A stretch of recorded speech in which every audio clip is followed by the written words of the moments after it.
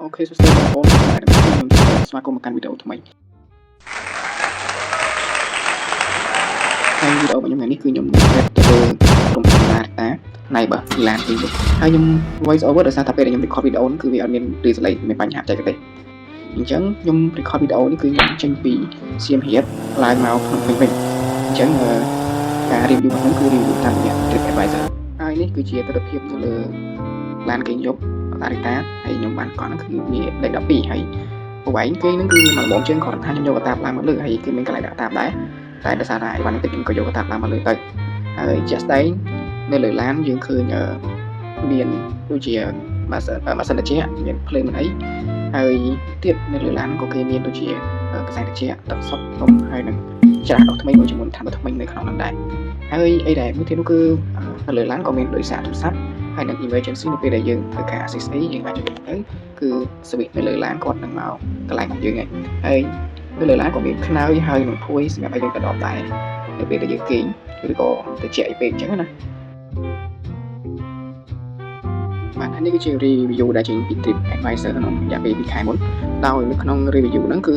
បងគឹមហួយគាត់បាននិយាយថាតកងឡានគាត់ជួយលើកវ៉ាលីភៀវហើយស្វាគមន៍ភៀវជាមួយស្នាមខ្ញុំហើយគាត់ក៏ថាស្វាកម្មហ្នឹងគឺពិតជាល្អខ្លាំងមែនទែនអញ្ចឹងថ្ងៃក្រោយនៅពេលដែលគាត់ត្រូវជាកណែទៀតឬក៏គាត់ទៅចុះខេត្តគាត់នឹងជ្រើសរើសយក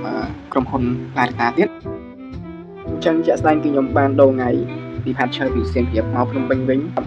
11ម៉ោង11យប់ទៅថ្ងៃទី12ម៉ោង11យប់វិញហើយមូលហេតុគឺដោយសារតែខ្ញុំត្រូវនៅសៀមរាបយប់ទៀត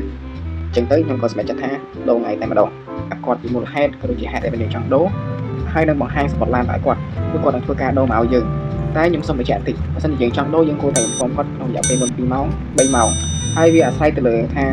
ថ្ងៃដែលយើងបានថ្ងៃដែលយើងត្រូវចេញថ្ងៃស្អែកហ្នឹងវាមានសល់អីឬក៏សល់កន្លែងសម្រាប់យើងឬក៏អត់អ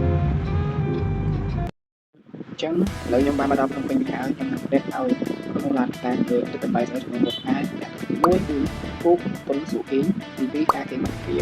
សួរដូចគ្នាខ្លាយក៏ល្អទី3ដាក់ទៅកន្លែង clip ហើយសម្រាប់ស្ដាយទៅក្រោយគឺតែទៅក្នុងដៃគាត់អត់បាក់លុបជួយសម្រាប់គេយ៉ាប់គេទេ